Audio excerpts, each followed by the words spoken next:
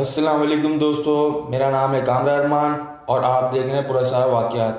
آگے ویڈیو دیکھنے سے پہلے میری گزارش ہے اب آپ ہمارے چینل کو سبسکرائب کر لیں اور بیل آئیکن پہ کلک کر لیں۔ شکریہ دوستو۔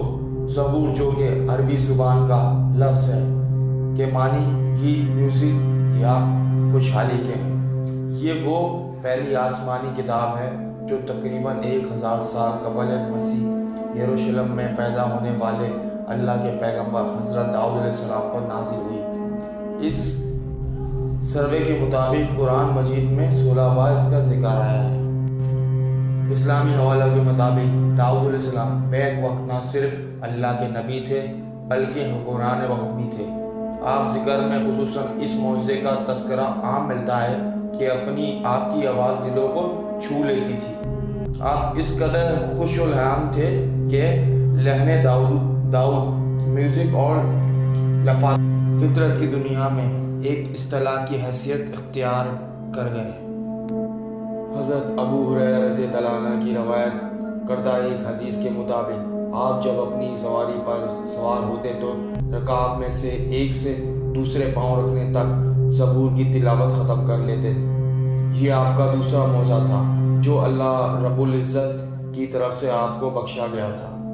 جلیل القدر پیغمبر حضرت سلیمان علیہ السلام آپ کے فرزندہ اور انجمن تھے، اور کہا جاتا ہے جب حضرت سلیمان علیہ السلام نے جوانی کی حدود میں قدم رکھا تو اللہ کی طرف سے حضرت داؤد علیہ السلام کو تیسرا معجزہ عطا کیا گیا، جس کے بدولت لوہا آپ کے ہاتھ آ کر موم ہو جاتا۔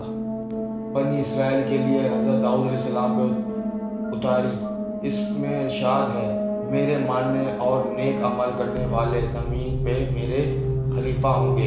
اگرچہ دیگر اور کئی احکامات بھی موجود تھے جو بنی اسرائیل کے لیے اتارے گئے، لیکن اتحاد زمانہ کی بدولت اب زبور کا اصل نقصہ ناپید ہو چکا ہے اور ان کے ماننے والوں نے اپنی مفادات کی نظر اس میں کئی تبدیلیاں کر دی ہیں۔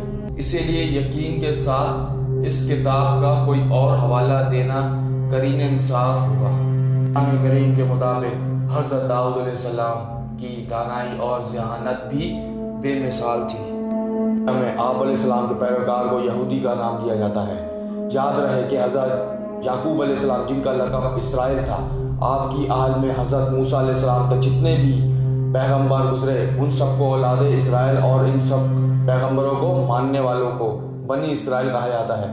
قرآن میں جگہ جگہ یہودیوں یعنی بنی اسرائیل کے تذکرہ ملتا ہے، اور یہ وہ قوم ہے جنہیں اسلام سے پہلے خاص طور پر اللہ کی توجہ حاصل رہی، اور محدث روایت کے مطابق یہی وہ بدبخت قوم ہے جنہوں نے اللہ کی احسانوں کی ناشکری کی اور بالآخر رندوا درگاہ ٹھہرے۔ داؤد علیہ السلام کے بارے میں یہ روایت بھی ملتی ہے، جب آپ اللہ کی حمد بیان فرماتے تو پہاڑ اور پرندے بھی آپ کا ساتھ دیتے ہیں۔ آج بھی یہودی اپنی عبادات کے دوران موسیقی کا سہارا لیتے ہیں۔ قرآن مجید کے مطابق جب آپ کسی مقدمے کا فیصلہ کرتے تو اللہ تعالیٰ کی طرف سے انہیں سچ اور جھوٹ میں تمیز کرنے کا خصوصی علم عطا کیا جاتا تھا۔ ایک یہ بھی روایت ملتی ہے، حضرت داؤد علیہ السلام کو بارگاہ الہی کی طرف سے کسی امتحان کا سامنا کرنا پڑا، جس میں پورا اترنے کے لیے آپ نے اللہ کے سامنے سجدہ ریز ہوتے ہوئے سرخ روح ہونے کی دعا فرمائی، جس کو خالق کائنات نے نہ صرف قبول فرمایا بلکہ قرآن مجید میں سورہ داؤد میں واقع مذکور ہے کہ حکم دیا گیا اس کو پڑھنے والے بھی نقل کرتے ہوئے اللہ کے سامنے سجدہ ریز ہو جائیں۔ ان چند پیغمبروں میں سے ایک تھے جو نبوت کے ساتھ ساتھ حکومت بھی عطا کی گئی۔ آپ نے بنی اسرائیل کی ہدایت کے ساتھ ساتھ امور مملکت بھی احکام الہی سے کے مطابق چلائے۔ آپ کے صاحبزادے حضرت سلیمان علیہ السلام میں دعائیں خاص تھی، اے اللہ مجھے ایسی حکومت عطا فرما جو مجھ سے پہلے کو ملی نہ ہو نہ میرے بعد کسی کے حصے میں آ سکے۔ آپ کی یہ دعا قبول ہوئی اور حضرت سلیمان علیہ السلام وہ واحد جن کی حکومت جنوں، انسانوں، پرندوں اور دیگر مخلوقات کے علاوہ ہوا پر قائم تھی۔ عمر رضی اللہ عنہ نے یروشلم بیت المقدس کو فتح کیا تو آپ نے ادائیگی نماز کے لیے محراب داؤد کو تلاش کیا، جس کو ٹاور آف ڈیوڈ بھی کہا جاتا ہے۔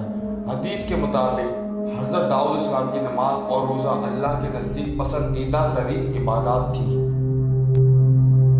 ناظرین کرام، چونکہ زبور کا نسخہ ناپید ہو چکا ہے، اسی لیے کسی بھی غیر ارادی کمی پیشی اور اللہ سے معافی طلب کرتے ہوئے یہ ویڈیو پیش خدمت ہے۔ آپ کو ویڈیو اچھی لگے تو آگے دوستوں کے ساتھ ضرور شیئر